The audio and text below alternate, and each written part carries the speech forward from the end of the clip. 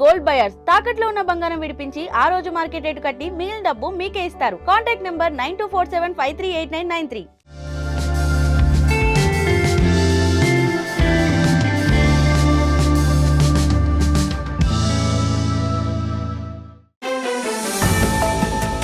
కొన్ని స్కూళ్లలో 7, 8, 9, 10, 6 నేను వినలేదు, కానీ ఈ 4 తరగతుల పిల్లలు డ్రగ్స్తో దొరికారు, సిగరెట్లు తాగుతూ దొరికారు, రేవ్ పార్టీల్లో దొరికారు. స్కూళ్ళ కాంపౌండ్లోనే జరిగిన ఇన్సిడెంట్లు కూడా ఉన్నాయి. 8వ తరగతి అమ్మాయి క్లాస్ రూమ్లో వాటర్ బాటిల్లో ఓడక కలుపుకుని వెళ్ళడం, తాగడం అక్కడ చాలా సర్వసాధారణం.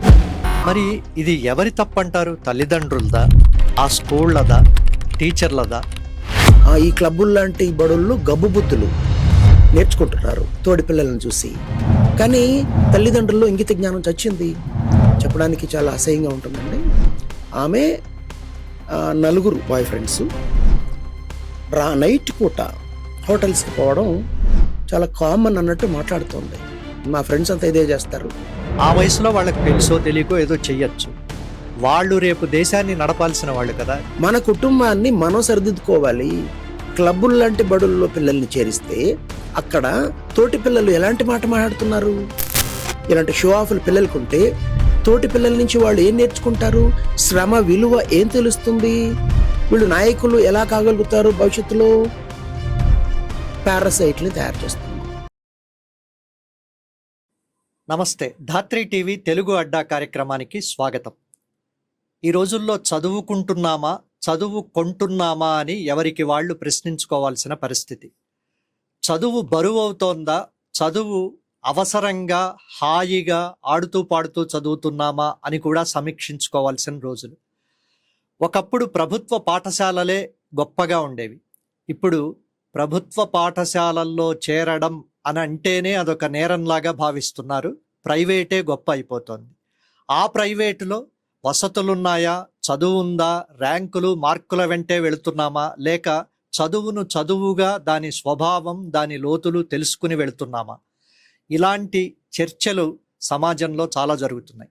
ఈ నేపథ్యంలో స్లేట్ స్కూల్స్ అధిపతి, సామాజిక మాధ్యమాల్లో చురుగ్గా ఉండే వ్యక్తి, స్లేట్ స్కూల్స్ స్థాపించడానికి ముందు సివిల్ సర్వీసులకు తయారయ్యే పిల్లలకు కోచింగ్ సెంటర్ నిర్వహించిన అనుభవము, చాలామంది అభ్యర్థులు ఎంపికయ్యి ఉద్యోగాలు చేస్తున్న వాళ్ళు ఉన్నారు. ఇలా చదువు తర్వాత ఉద్యోగము, ఉద్యోగం తర్వాత సామాజిక బాధ్యత, 3 అంశాల్లోనూ లోతైన అవగాహన నుండి స్పష్టమైన అభిప్రాయాలున్న వాసిరెడ్డి అమర్నాథ్ గారు ఈరోజు ఈ పాడ్కాస్ట్కు అతిథి. అమర్నాథ్ గారు స్వాగతం. మొదట, సివిల్ సర్వీస్ కోచింగ్ సెంటర్ పెట్టాలని ఎందుకు అనిపించింది? అది కాస్త స్లేట్గా ఎట్లా మారింది? చిన్నప్పుడే మా అమ్మ నాన్న నేను డాక్టర్ కావాలని నిర్ణయించేశారండి. మధ్యతరగతి పేరెంట్స్ ఆలోచన విధానం అప్పటి నుంచి ఇప్పటిదాకా అలాగే ఉంది. డాక్టరు లేదంటే ఇంజనీరు. మా పేరెంట్స్ ఇద్దరు ప్రభుత్వ బడిలో ప్రధానోపాధ్యాయులుగా పనిచేశారు. హెడ్ మాస్టర్, హెడ్ మిస్ట్రెస్గా పనిచేశారు. నేను బడిలోనే పుట్టాను, బడిలోనే పెరిగాను. మా అమ్మ ప్రాథమిక యూనిట్కి హెడ్ మిస్ట్రెస్ కాబట్టి.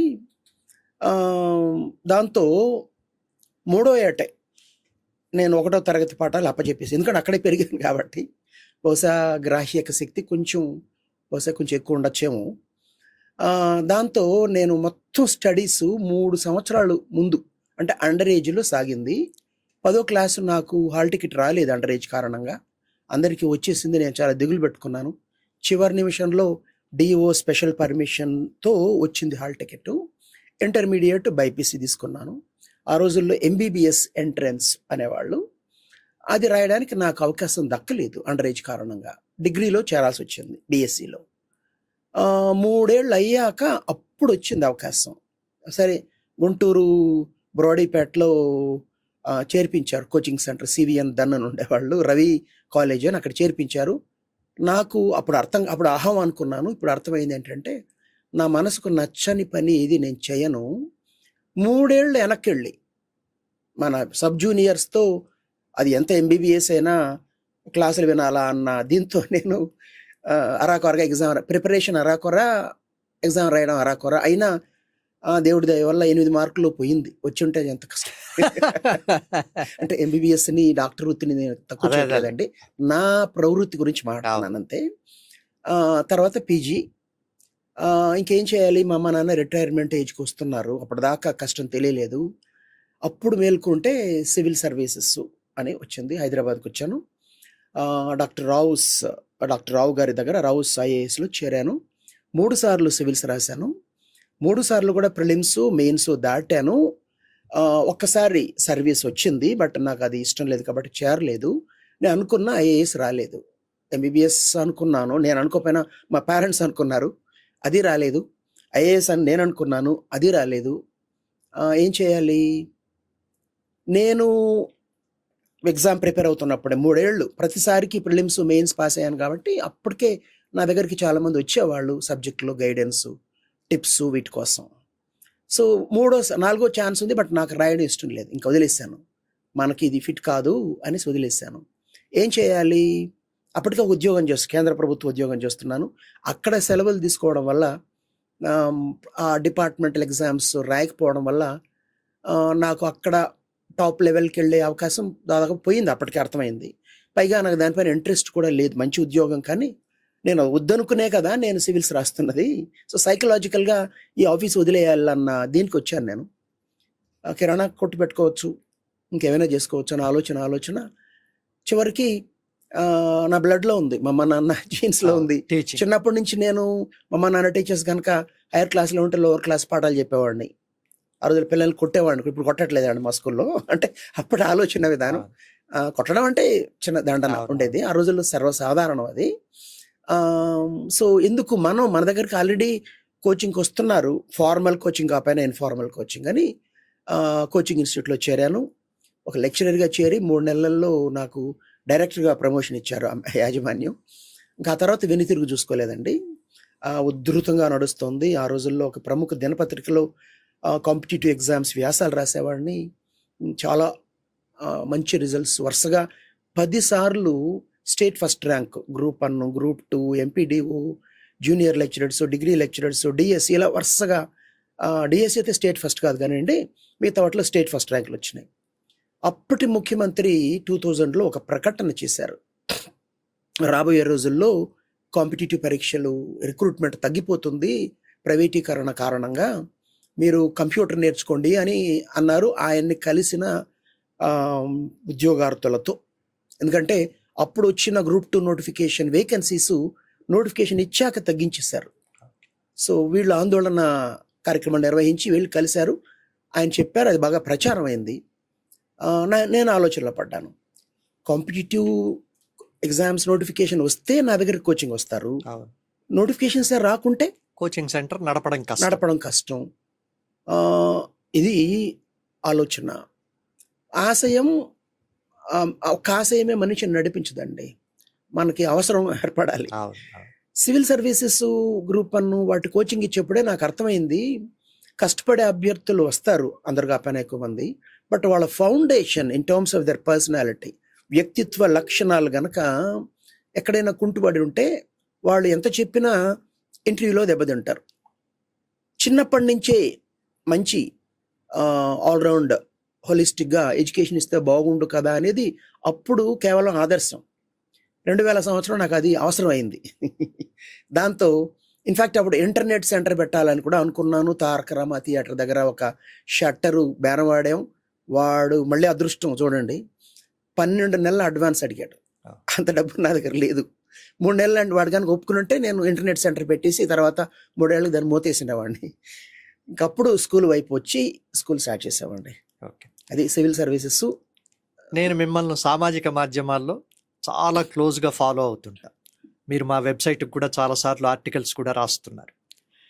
మీరే విద్యా వ్యవస్థలో ఉన్న లోపాలను చాలా దాన్ని ఏమంటారు క్షుణ్ణంగా కూలంకషంగా పాయింట్ పాయింట్ విమర్శిస్తూ ఉంటారు. అలాంటి వాళ్ళు ఒక 25 ఏళ్ల పాటు దాదాపు 9దో 10దో మీకు బ్రాంచులు ఉన్నాయి, 1000 మంది విద్యార్థులు ఉన్నారు. మీరిన్ని విమర్శలు చేసే మనిషిగా, అక్కడేమో ఒక స్కూల్ యజమానిగా, ఈ విమర్శలకు అతీతంగా స్లేట్ని ఎట్లా నడుపుతున్నారు? నేను ఏమి చేస్తానో అదే చెప్తానండి. అక్కడ నాకు ఇంటర్నల్ కాంట్రడిక్షన్, ఘర్షణ ఏం కనబడదు. ఫస్ట్ పీస్ ఆఫ్ మైండ్ వస్తుంది. 2 విస్తృతంగా పనిచేసే ఉద్యోగులు కావచ్చు, తల్లిదండ్రులు కావచ్చు, వాళ్ళ నమ్మకాన్ని చూరగొంటాం.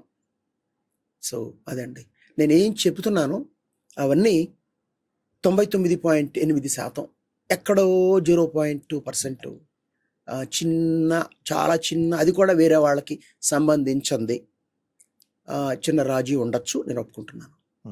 ఇప్పుడు స్లేట్ దాటి విద్యకు సంబంధించిన ఒక పెద్ద పిక్చర్లోకి వెళదాం. విద్య ఎందుకు ఇంతగా వ్యాపారం అయిపోతుంది? ప్రధానంగా పేరెంట్స్ థింకింగ్ అండి. ఇందాక మీరు ప్రభుత్వ పాఠశాలల గురించి ప్రస్తావించారు. ప్రైవేట్ పాఠశాలలు, నేను చెప్పాను కదా, ప్రభుత్వ పాఠశాలలో పుట్టి పెరిగాను, ప్రభుత్వ పాఠశాల చదివాను. 1985 ఒక అనుకుంటే, ఆ తర్వాత ప్రైవేట్ పాఠశాలల సంఖ్య పెరుగుతూ రావడం, ప్రైవేట్ పాఠశాలల్లో మెరుగైన విద్య అందిస్తారన్న నమ్మకం తల్లిదండ్రులు కలిగింది. అది ఎంతవరకు రియాలిటీ పైన ఆధారపడింది, ఎంతవరకు పర్సెప్షను, కేవలం అభిప్రాయం, వాస్తవానికి అభిప్రాయానికి ఎంత తేడా ఉంది అనేది పెద్ద చర్చనీయాంశం. కాకపోతే ప్రైవేట్ బడుల్లో యాజమాన్యం తల్లిదండ్రుల కన్సర్న్స్ని అడ్రస్ చేయడం, ఆ రోజుల్లో ఇంగ్లీష్ ఇప్పుడు కూడా ఉందనుకోండి, ఇంగ్లీష్ మీడియం తీసుకురావడం, ఇది ప్రధానంగా ఆకట్టుకున్న అంశాలు. ఇప్పుడు ఆ దశ దాటేసామండి. కరోనా తర్వాత హైదరాబాద్లో కొన్ని స్కూల్స్, ఒక స్కూలు 1200 కోట్లకి అమ్ముడుపోయింది, ఇంకో స్కూలు 800 కోట్లకి, ఇంకో స్కూలు 450 కోట్లకి. ఇది ప్రైవేట్ స్కూల్ అమ్మేస్తున్నారు. విదేశీ ఈక్విటీలు వస్తున్నాయి. ఇప్పుడు హైదరాబాదు, ఆ మాటకు వస్తే ఇండియా అంతా పెద్ద పెద్ద నగరాల్లో, పెద్దదంటే విజయవాడ, తిరుపతి లాంటి నగరాలతో కలుపుకుని, రాజమండ్రి, వైజాగ్ అయితే చెప్పక్కర్లేదు, ఇలాంటి నగరాలతో, వరంగల్ లాంటి నగరాలతో కలుపుకుని సిబిఎస్ఈ ఇంటర్నేషనల్ పాఠశాలలు. సిబిఎస్ఈ తప్పట్టట్లేదు. ఇంటర్నేషనల్ కూడా, ఇంటర్నేషనల్ ఎప్పుడవుతుంది? విదేశాల నుంచి విద్యార్థులు రావాలి, టీచర్లు రావాలి, కనీసం కరికులం కావాలి, మెథడాలజీ కావాలి. ఇదేది లేకుండా సోకు, ఎన్ని ఎకరాల ప్రాంగణం ఉంది, ఎలాంటి బిల్డింగ్, స్టార్ హోటల్ లాంటి బిల్డింగు, అక్కడ షో ఆఫ్లు, ఒక మాటలో చెప్పాలంటే క్లబ్బులు లాంటి బడులు. ఈ పాయింట్కే వస్తున్నా. 800 కోట్లకు ఒక స్కూల్ అమ్మారు, 1200 కోట్లకు ఇంకో స్కూల్ అమ్మారు అని అంటున్నారు. ఈ 800 కోట్లు, 1200 కోట్లు, లేక 2000 కోట్లు పెట్టినవాడు, వాడు 2 ఏళ్లలోనో 3 ఏళ్లలోనో మనం కొన్ని ఆసుపత్రులు చూసాం, ప్రైవేట్ ఆసుపత్రులు. డాక్టర్లు ఎంతో కష్టపడి 20-30 ఏళ్ళు వాళ్ళకున్న శ్రమ, వాళ్ళకు వచ్చిన పేరు, వాటన్నిటినీ పెట్టుబడిగా పెట్టి 10 ఏళ్ళలో 15 ఏళ్ళలో నడిపారు. అయ్యాక ఆ తర్వాత దాన్ని వెంచర్ క్యాపిటలిస్టులు తీసుకున్నారు. అది ఇప్పుడు ఇంకెవరి చేతిలోకో వెళ్ళిపోయింది. ఇప్పుడు స్కూళ్ళు కూడా అలాగే అయితే, ఇట్లాంటి జనాభా ఎక్కువ ఉండి చాలా కోట్ల మంది ఇంకా చదువుకోవాల్సిన చోట్ల అది ఎటు దారి తీస్తుంది? ప్రళయమే. చాలా సింపుల్ అండి, ప్రళయమే. ఇప్పుడు హైదరాబాద్లో సంవత్సరానికి 8 నుంచి 20 లక్షలు ఫీజు ఛార్జ్ చేస్తున్న స్కూల్స్ ఉన్నాయి. 20 లక్షలు అంటే స్కూళ్ళల్లో సంవత్సరానికి అంటే నెలకి 1,50,000 నుంచి కొద్దిగా తక్కువ 2 లక్షలు నడుస్తున్నాయి వాళ్ళ బిజినెస్లు కూడా. పుస్తకాలు మార్కెట్లో రేట్లు చూస్తే 2,000, 1,800 to 2,200 ఉన్నది 12 నుంచి 15,000 అమ్ముతున్నారు. యూనిఫాము, మేము నార్త్ ఇండియాకి సంబంధించిన ఒక వెండర్ని కాంటాక్ట్ చేసాం, క్వాలిటీ యూనిఫామ్ ఇస్తున్నాడు. మా కొత్తగా పెట్టిన కాగ్నిబోట్ ఇలాంటి పాఠశాలలో దాన్ని పెట్టాలనుకున్నాం. వాడిని పిలిచి మాట్లాడితే శాంపుల్స్ చూపించాడు. ఒక్కటి బాగా నచ్చింది నాకు. ఇన్సిడెంటలీ మా కాగ్నిబోట్ స్కూల్కి దగ్గరగానే ఉన్న ఇంకొక ఇంటర్నేషనల్ స్కూల్లో అదే యూనిఫామ్ ఉంది. దాంట్లో కొన్ని మార్పులు తీసుకొచ్చాను నేను, ఓన్లీ డిజైన్లో, క్వాలిటీలో ఏమి తేడా లేదు. వాళ్ళు 3 రేట్లకు అమ్ముతున్నారు అదే యూనిఫామ్. వీడేమంటాడు, మీరు ఎందుకు ఇంత చాదస్తాం, మేము వాళ్ళకే ఇచ్చాం, మీరు అమ్ముకోండి అని. అది రూల్ని అతిక్రమించట్లే నేను. వాళ్ళు అదే యూనిఫామ్ని మాతో పోలిస్తే 3 రేట్లకు అమ్ముతున్నారు. పేరెంట్స్ ఎవరు చెక్ చేసుకోరు. ఆ స్కూల్లో సీట్ రావడమే గొప్ప. హైదరాబాద్లోని ఒక స్కూల్ గురించి ఇంకొక స్కూల్ నడుపుతున్న యజమాని, అంటే నడుపుతున్నాడు కాబట్టి అన్ని బాగా తెలుసు, మా అబ్బాయి స్కూల్లో చదువుతున్నాడు, ఏమాత్రం నాకు సాటిస్ఫైడ్గా లేదు. కానీ ఇవాళ డిమాండ్ ఎలా ఉందంటే ఆ స్కూల్లో సీట్ ఇప్పిస్తానంటే 5 లక్షలు బ్రైబ్ అనండి, ఇంకోటి గిఫ్ట్ ఇవ్వండి, రెడీగా ఉన్నారంటారు. ఏముంది ఆ క్రేజ్? ఏమీ లేదు సార్. పిల్లలు నాశనం అయిపోతున్నారు. సెల్ ఫోన్లు, ఈ క్లబ్బులు లాంటి బడుల్లో గబ్బు బుద్ధులు నేర్చుకుంటున్నారు తోడి పిల్లలను చూసి. కానీ తల్లిదండ్రుల్లో ఇంగిత జ్ఞానం చచ్చింది. చిన్న చిత్క బడ్జెట్ స్కూల్స్ అండి పాపం, ఏదో బీఎడ్ చేసి తక్కువ ఫీజుతో పెట్టిన వాళ్ళకి అడ్మిషన్స్ రావట్లేదు ఇప్పుడు. ఎవరికి వాళ్ళు నా స్థాయి ఇది, నెలకు సంవత్సరానికి 30,000 కట్టగలనంటే 60,000 బ్రాకెట్ చూస్తున్నారు, 60,000 వాడు 1,00,000 చూస్తున్నారు. అక్కడ వెళ్ళి బేరం ఆడతారేమో కానీ ఫీజు ఎంత, బిల్డింగ్ ఎంత అనే కానీ అక్కడ ఎవరు నడుపుతున్నారు, క్వాలిటీ ఎలా ఉంది, అకాడమిక్ క్వాలిటీ, ఎలాంటి మెథడాలజీ ఫాలో అవుతున్నారు, ఇదేమీ ఉండట్లేదు మెజారిటీ పేరెంట్స్కి. మీరు చెప్పిన అంశానికే వస్తాను. పేర్లు చెప్పడం అనవసరం, కానీ ఒక 2-3 ఏళ్లుగా హైదరాబాద్లో టాస్క్ ఫోర్స్ వాళ్ళు కానీ ఇతర ఈ డ్రగ్స్ వాటిని పట్టుకునే పోలీసు బృందాలు వెళ్ళినప్పుడు కొన్ని స్కూళ్లల్లో, నేను అనడం కాలేజీలు కాదు, కొన్ని స్కూళ్లల్లో 7, 8, 9, 10, 6 నేను వినలేదు, కానీ ఈ 4 తరగతుల పిల్లలు డ్రగ్స్తో దొరికారు, సిగరెట్లు తాగుతూ దొరికారు, రేవ్ పార్టీల్లో దొరికారు. స్కూళ్ళ కాంపౌండ్లోనే జరిగిన ఇన్సిడెంట్లు కూడా ఉన్నాయి. స్కూల్ కాంపౌండ్ పక్కన ఒక లారీ లోడ్డు బాటిల్స్, బీరు లేదంటే ఓడక, ఇంకా రకరకాలు ఉన్నాయండి, అలాంటి బాటిల్స్ దొరికాయి. నేను 8 ఏళ్ల క్రితమే పోస్ట్ చేశాను. అప్పుడు 8వ తరగతి అమ్మాయి క్లాస్ రూమ్లో వాటర్ బాటిల్లో ఓడక కలుపుకొని వెళ్ళడం, తాగడం అక్కడ చాలా సర్వసాధారణం. ఆమె కొంచెం బహుశా ఎక్కువ తాగిందేమో, ఆ రోజు నిద్ర పట్టేసింది.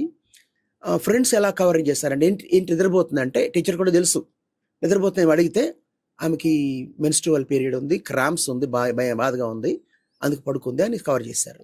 అంటే ఏంటి, పీర్ గ్రూప్. మొన్న ఒక అమ్మాయిని పేరెంట్స్ కౌన్సిలింగ్ తీసుకొచ్చారు.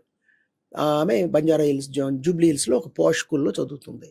చెప్పడానికి చాలా అసహ్యంగా ఉంటుందండి. ఆమె 4 బాయ్ ఫ్రెండ్స్ నైట్ పూట హోటల్స్కి పోవడం చాలా కామన్ అన్నట్టు మాట్లాడుతుంది. మా ఫ్రెండ్స్ అంతా ఇదే చేస్తారు, ఫ్రెండ్స్ అంతా అని ఆమె చెబితే, నేను ఫ్రెండ్స్ అంతా అనట్లేదు కానీ ఉన్నారు కొంత పర్సంటేజ్. నైట్ పూట తల్లిదండ్రులు ఎదిరించి హోటల్స్కి వెళ్ళడం. మరి ఇది ఎవరి తప్పంటారు? తల్లిదండ్రులదా, ఆ స్కూళ్ళదా, టీచర్లదా? ఆ వయసులో వాళ్ళకు తెలుసో తెలియకో ఏదో చెయ్యొచ్చు. వాళ్ళు రేపు దేశాన్ని నడపాల్సిన వాళ్ళు కదా, ఎవరు దీన్ని రిపేర్ చేయాలి? ముందుగా స్కూల్ తప్ప రైట్ అని వస్తాను. స్కూల్ ఎవరు నడుపుతున్నారు? వెంచర్ క్యాపిటలిస్టులు నడుపుతున్నారు ఇప్పుడు ప్రధానంగా. వాళ్ళు ట్రెండ్ పెట్టుబడిదారు. పెట్టుబడిలో కూడా అంటే ఇప్పుడు బిఎడ్ చేసి ఏదో అతను కూడా పెట్టుబడిదారుడు, వీడు పెట్టుబడిదారుడు కాదండి. అతనికి బాధ్యత ఉంటుంది, కనీసం ఆ చదువుకు సంబంధించిన విషయాలు తెలుసు. అంటే టీచర్స్ కి శాలరీ ఇవ్వాలి, బిల్డింగ్ రెంటెడ్ ఉంటే రెంట్ కట్టాలి, ఇంకా బోల్డ్ ట్యాక్సులు. చాలా మంది ఏమనుకుంటారంటే స్కూల్ పైన ట్యాక్స్ ఉండదు అనుకుంటారు. డైరెక్ట్గా ఉండదు కానీ రకరకాలుగా ఇండైరెక్ట్గా ట్యాక్సులు. ఉదాహరణకి బిల్డింగు రెంట్కి తీసుకుంటే ఆ అద్దె పైన 18% ఉంది, అది మారుతూ ఉంది. ఓకే, 1000 రూపాయలు వాడికి కడితే 180 రూపాయలు ప్రభుత్వానికి కట్ట. ఇలా చాలా ఉన్నాయండి. సో అందుకోసం నో లాస్ నో ప్రాఫిట్ బేసిస్లో ఫీజు వసూలు చేయడం అదే ప్రభుత్వం పర్మిట్ చేసింది. దాని తారాస్థాయికి తీసుకెళ్లి వక్రీకరించి ఈ వెంచర్ క్యాపిటలిస్టులు 1200 కోట్లకి హైదరాబాద్లో స్కూల్ కొన్న ఒక సింగపూర్ బేస్డ్ కన్సార్టియం వాళ్ళు ఇక్కడికి వచ్చి మీటింగ్ పెట్టి, మేము ఈ 3 ఏళ్లలో ఇది ఇక్కడ అనేక దేశాల పేర్లు చెప్పి స్కూల్స్ కొన్నాము, అన్నిటికంటే ఎక్కువ ఇక్కడ పెట్టాల్సి వచ్చింది, అన్నిటికంటే తక్కువ రేట్ ఆఫ్ రిటర్న్ ఇక్కడ ఉంది, మీరు ఏం చేస్తారో తెలియదు, రేట్ ఆఫ్ రిటర్న్ ఇంత రావాలని చెప్పి వెళ్ళిపోయాడు. ఆర్డర్ని పట్టుకుని వాళ్ళు పనిచేస్తారు, చేయకపోతే వాళ్ళకి ఉద్యోగాలు ఉండవు. పక్కన జంక్ ఫుడ్ పెట్టుకుంటే సిబిఎస్ఈ రూల్స్ ప్రకారం క్యాంపస్ లోపల పెప్సీలు ఇలాంటివి అమ్మకూడదు, పక్కన పెడతారు టెక్నికల్గా. అంతే కదా, గోడ పక్కన. అలా ఇంకా చాలా ఉన్నాయండి. పిల్లలకి ప్రీ లోడెడ్ ట్యాబ్ అని ఒకటి ఇస్తారు, అది 5,000 అయితే 20,000 వసూలు చేస్తారు. ఇలా చాలా తల్లిదండ్రులకి టోకరా వేయడానికి మార్కెటింగ్ స్పెషలిస్టులు వచ్చారు, ఎంబీఏ వాళ్ళు, ఎలా ఈ ప్రాఫిట్ పెంపొందించుకోవాలి అనేసి. కాబట్టి తల్లిదండ్రులదే ప్రధానంగా తప్పంటే దోషులుగా నిలబెట్టి శిక్ష వేయడం కాదండి, మన కుటుంబాన్ని మనం సరిదిద్దుకోవాలి. క్లబ్బులు లాంటి బడుల్లో పిల్లల్ని చేరిస్తే అక్కడ తోటి పిల్లలు ఎలాంటి మాట మాట్లాడుతున్నారు? మా నాన్న ఏదో ఈరోజు సింగపూర్ నుంచి వచ్చాడు, ఏదో నాకు ఈ షూస్ కొనుక్కొచ్చాడు, మేము రేపు సమ్మర్లో న్యూజిలాండ్ టూర్ వెళ్తున్నాము, మా ఇంట్లో 5 డ్రైవర్లు పనిచేస్తున్నారు, ఇలాంటి మాటలు మాట్లాడితే, ఇలాంటి షో ఆఫ్లు పిల్లలకు ఉంటే తోటి పిల్లల నుంచి వాళ్ళు ఏం నేర్చుకుంటారు? శ్రమ విలువ ఏం తెలుస్తుంది? వీళ్ళు నాయకులు ఎలా కాగలుగుతారు భవిష్యత్తులో? పారాసైట్ని తయారు చేస్తున్నాం. కర్మగాలి ఆ కుటుంబ ఆదాయం కనుక చితికిపోతే ఆ లోవర్ స్టాండర్డ్ ఆఫ్ లివింగ్కి తట్టుకోలేక వాళ్ళు ఇంకా పర్వర్షన్ వచ్చి దొంగతనాలే చేస్తారు, ఆత్మహత్యలు చేసుకుంటారు. అంటే చీకటి నిశీది ప్రపంచం వైపు మన తరాలని, భావి తరాలని మనం అడుగులేయిస్తున్నాం. ఇది చాలామంది అనుకున్న దానికంటే చాలా తీవ్రమైన సమస్య. ఇది మీరు చెబుతున్న ప్రమాదం ఒకవైపు. నేను ఇంకొక యాంగిల్లో ప్రజాస్వామ్య దేశం, ఉన్నవాళ్ళు లేనివాళ్ళు అందరికీ చదువు, ఆరోగ్యం, తిండి లాంటివి సమాన అవకాశాలు రావాలని మనం కోరుకుంటున్నాం. అలాంటప్పుడు సంవత్సరానికి 8 లక్షల నుంచి 20-25 లక్షల వరకు ఫీజులు, ఈ వ్యవహారాలు ఒకవైపు ఉంటే, మీకు అక్కడే ఆ రిచ్ పూర్ అన్న అదొకటి వస్తుంది కదా. అవునండి, వస్తుంది కదా, వచ్చింది, ఎప్పుడో వచ్చింది. కానీ ఇంకొక గుణం చెప్పాలి. నేను మొన్ననే జిల్లా పరిషత్ హై స్కూల్ అమృతలూరు, గుంటూరు, పాత గుంటూరు, ఇప్పుడు బాపట్ల జిల్లా వెళ్ళాను. అక్కడ పిల్లలకి 300 మందికి 6 నుంచి 10 వరకు కౌన్సిలింగ్ క్లాసులు నిర్వహించాను. నేను వాళ్ళని సహజంగానే అడగం కాదండి ఏ కులం మీది అనేసి, బట్ నాకు చూస్తే అర్థమవుతుంది ఎక్కువ బడుగు బలహీన వర్గాల పిల్లలే, ఇంచుమించు బహుశా అందరూ కూడా, లేదా మెజారిటీ. వాళ్ళలో కొంతమంది ఎంత శ్రద్ధగా విన్నారో, ఎంత చక్కటి ఆన్సర్స్ ఇచ్చారో. నేను చెప్పాను, ఫ్రంట్ రోలో ఒక అమ్మాయి కూర్చుంది, నువ్వు కలెక్టరో లేదా ప్రోబో సైంటిస్టో నీ అభిరుచి బట్టి అవుతావు, ఆ రోజు ఒకసారి నా పేరు గుర్తుపెట్టుకొని చివరిలో అందరికీ పిల్లలకి ఉత్సాహం కలిగించడం. ఒకటే కాదు, ఇంకా చాలామంది ఉన్నారని వచ్చాను. టీచర్గా నాకు ఎంతో సంతృప్తినిచ్చింది. అందుకే సొంత డబ్బులు పెట్టుకుని ప్రభుత్వ పాఠశాలలోకి వెళ్ళి వాళ్ళకి ఈ సెల్ ఫోన్ ప్రభావం, జంక్ ఫుడ్ ప్రభావం, ఏఐ యుగంలో మారుతున్న దీన్ని బట్టి లెర్నింగ్ ఎలా ఇప్పటిదాకా సాగింది, అభ్యసనం, నేర్చుకోవడం, ఇప్పుడు కొత్తగా ఏం నేర్చుకోవడం అనే ప్రక్రియే రూపాంతరం చెందుతోంది. ఇది చాలా మందికి తెలియదు, అర్థం కాదు కూడా. నేను పిల్లలకి చెప్తే చక్కగా అర్థం చేసుకుంటున్నారు. మీరు సరిగ్గా ప్రస్తావించారు. నేను పెట్టుకున్న మీతో మాట్లాడాల్సిన అంశంలో ప్రధానమైనది ఒకటి, నేర్చుకునే పద్ధతి మారుతోందా లేక సాంకేతికత, అంటే అది ఆర్టిఫిషియల్ ఇంటెలిజెన్స్తో మొదలుపెట్టి వెనక్కి వెళితే cell phone, internet, digital display board, LED బోర్డులు, రకరకాల పద్ధతులు, కరోనా టైంలో ఆన్లైను, సెల్ ఫోను, ఇవి. ఇప్పుడు సంప్రదాయంగా ఉన్న గురువు స్థానం ఎలా ఉంది? సమాచారం విజ్ఞానం కాదు, ఒప్పుకుంటారా? Information is not knowledge. నాకు ఏమనిపిస్తుందంటే ఈ డిజిటల్ ఏజ్లో జిగాబైట్ల సమాచారం ప్రతి ఒక్కరికి వెళ్ళి చేరుతుంది. డైరెక్ట్లీ ప్రపోర్షనల్ అంటారు. అజ్ఞానం కూడా జనాలు పెరుగుతుంది, డిజిటల్ మ్యాడ్నెస్. సమాచారం ఉన్నప్పుడు విజ్ఞానం రావాలి కదా, వివేచన రావాలి కదా, అది రావట్లేదు. మ్యాడ్నెస్ పెరుగుతోంది. కారణం దాన్ని గ్రహించే శక్తి లేకపోవడం, కావలసిన లక్షణాలు, క్రిటికల్ థింకింగ్, ఇంగిత జ్ఞానం, వివేచన లేకపోవడం, క్రియేటివిటీ చచ్చుబడిపోవడం, సామాజిక భావోద్వేగ తెలివితేట లేకపోవడం. టెక్నాలజీ మంచి పనుడు, టెక్నాలజీకి బానిసైనడు పనికిరానోడు. Technology is a good master but a poor good servant but a poor master. సమస్య సెల్ ఫోన్ కాదు, ఏఐ కాదు. ఇప్పుడు ఈ వీడియో చూడబోతున్న వ్యక్తులతో ప్రశ్న, మీరు సెల్ ఫోన్ వాడుతున్నారా? ఇంకొకసారి వినండి, మీరు సెల్ ఫోన్ వాడుతున్నారా లేక సెల్ ఫోన్ మిమ్మల్ని వాడేస్తుందా? ఇవాళ 100కి 90 మంది తక్కువ అంటే సెల్ ఫోన్ వాళ్ళని వాడేస్తుంది. టెక్నాలజీ, బ్లేడ్ ఒక టెక్నాలజీ, షేవింగ్ చేసుకోవడానికి పురుషులు ఉపయోగిస్తారు. అదే బ్లేడ్తో అవతల వాడు గొంతు కోయొచ్చు, తనకు తాను ఏదైనా అఘాయిత్యం చేసుకోవచ్చు. కాబట్టి టెక్నాలజీకి ఎప్పుడు అదొక there is no value in that, in sense no like ఇది మంచిదా చెడుదా అన్న ఆ గుణం ఉండదు దానికి. దాన్ని మనం ఎలా వాడామో అని. ఏఐని వాడుకుంటే మరింత ప్రగతి సాధ్యమవుతుంది అన్ని విధాలుగా, ఇంక్లూడింగ్ ఎడ్యుకేషన్. కానీ గురువుకి ఏఐ రీప్లేస్మెంట్ కాలేదు, ఎందుకంటే ఏఐ ఒక యంత్రం కాబట్టి, దానికి సామాజిక తెలివితేటలు లేవు కాబట్టి, లేదా ఇంకా బాగా చెప్పాలంటే తక్కువ స్థాయిలో ఉంటుంది కాబట్టి, దానికి భావోద్వేగాలే తెలియదు కాబట్టి, అల్గోరిథం ప్రకారం ఇచ్చిన ఇన్ఫర్మేషన్ ప్రకారం అది కిందకి మీదకి పెట్టి ఏమిటో సాడ్నెస్ అంటే ఏమిటో, హ్యాపీనెస్ అంటే ఏమిటో చెబుతుంది, కానీ హ్యాపీనెస్ ఫీల్ కాలేదు, సాడ్నెస్ ఫీల్ కాలేదు అది. కాబట్టి ఇదే మూలం క్రియేటివిటీకి. ఈ సామాజిక తెలివితేటలు అక్బరు ఏం చదువుకోలేదు, కానీ చాలా తెలివైన వాడు. అక్బర్ దాకా ఎందుకండి, నిన్న మొన్నటి దాకా గ్రామాల్లో ఒక 50 ఏళ్ల క్రితం దాకా ఎంతమంది చదువుకున్న వాళ్ళు ఉంటారు? ఫార్మల్ ఎడ్యుకేషన్ జీరో ఉంటుంది, కానీ అద్భుత తెలివితేటలు ప్రదర్శించేవాళ్ళు. ఇప్పుడు ఇందాకే అనుకున్నాం క్లబ్బులు లాంటి బడులని, ఈ పేరెంట్స్ అందరూ డిగ్రీలు పీజీలు చేసి ఎంఎన్సీల్లో పనిచేస్తున్న వాళ్ళే. గుడ్డిగా వేలం వెర్రిగా వాళ్ళు చేశారని వీళ్ళు చేస్తే, ఎంత ఫీజు ఉంటే అంత స్టేటస్, ఎంత బిల్డింగ్ అయితే అంత స్టేటస్, ఎన్ని మందులు వేసుకుంటే అంత ఆరోగ్యం. మందులు వేసుకుంటే తప్ప అంటారు. రోగం వస్తే మందులు వేసుకోవాలండి, ఎవరు కాదన్నారు. అలోపతి గొప్ప శాస్త్రం, కానీ రోగం దాకా ఎందుకు అనేది నా ప్రశ్న. రోగం రాకుండా ఏం చేయాలి? మీరు హెల్త్ అనే టాపిక్ మాట్లాడండి, వెంటనే ఇన్సూరెన్సు, డయాగ్నోస్టిక్ సెంటర్లు, టెస్ట్లు, మందులు, ఇంజెక్షన్లు. పిల్లల ఆరోగ్యము, పిల్లలకు సంబంధించిన ఆహారం, మీరు బాగా ఫిజికల్ ఫిట్నెస్ మీద కూడా నేను సామాజిక మాధ్యమాల్లో చూస్తుంటాను. నేను ఇలా ఉన్నాను, ఇలా చేశాను, ఇన్ని గంటల వ్యాయామం అని తరచుగా పెడుతుంటారు, మంచిది కూడా అది. ఇప్పుడున్న పిల్లలు అస్సలు వ్యాయామం లేకుండా పోటీ పరీక్షల వల్ల, మార్కుల పోటీ వల్ల తెలియదు కానీ కొండల్లాగా తయారవుతున్నారు.